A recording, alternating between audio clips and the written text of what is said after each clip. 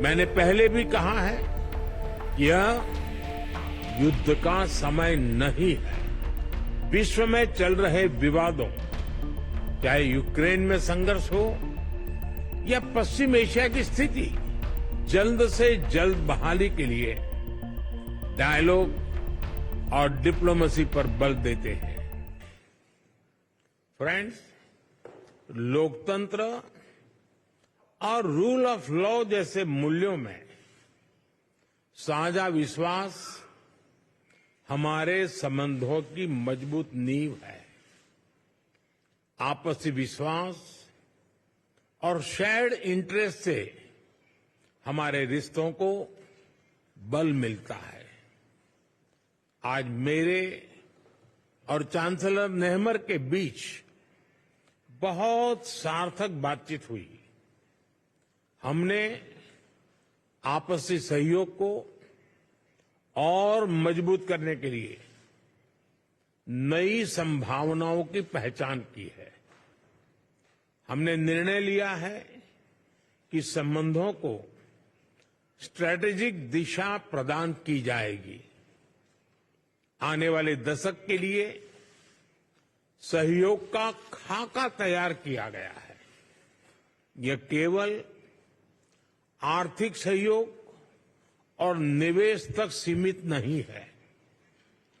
Infrastructure विकास, innovation, renewable energy, hydrogen, water and waste management, artificial intelligence, quantum जैसे क्षेत्रों में एक दूसरे के सामर्थ्य को जोड़ने का काम किया जाएगा।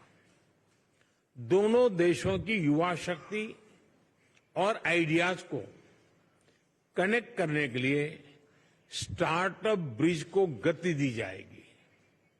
मोबिलिटी और माइग्रेशन पार्टनरशिप पर पहले से समझौता हुआ है।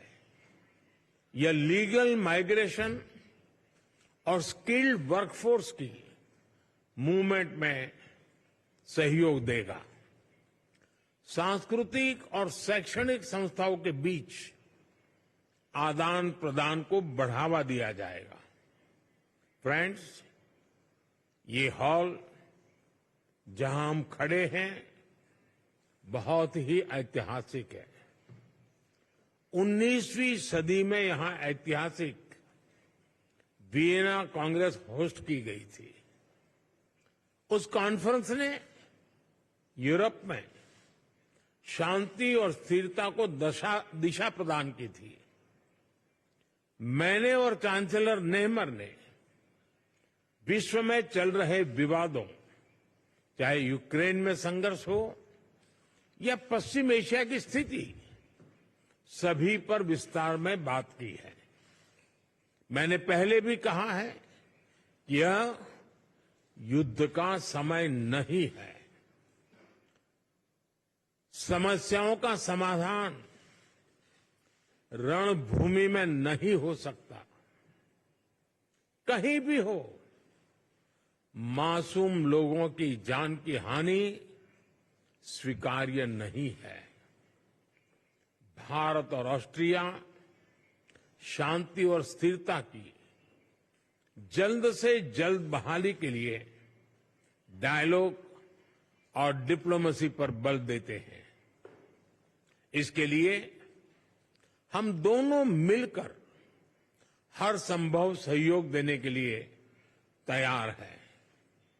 फ्रेंड्स, आज मानवता के सामने क्लाइमेट चेंज और आतंकवाद जैसी चुनौतियों पर भी हमने विचार साझा किए।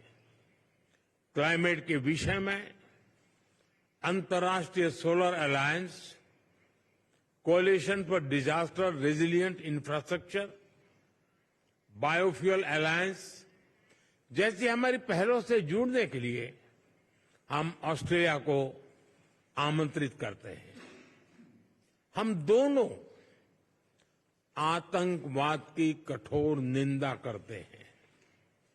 हम सहमत हैं कि ये किसी भी रूप में स्वीकार्य नहीं है। इसको किसी तरह भी जस्टिफाई नहीं किया जा सकता। हम संयुक्त राष्ट्र संघ और अन्य अंतर्राष्ट्रीय संस्थाओं में रिफॉर्म के लिए सहमत हैं ताकि उन्हें समकालीन और इफेक्टिव बनाया जाए। फ्रेंड्स, आने वाले महीनों में ऑस्ट्रिया में चुनाव होंगे।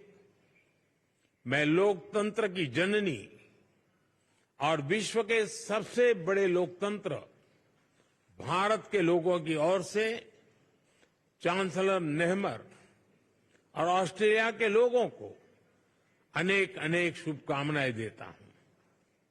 कुछ देर बाद हम दोनों देशों के सीईओ से मिलेंगे।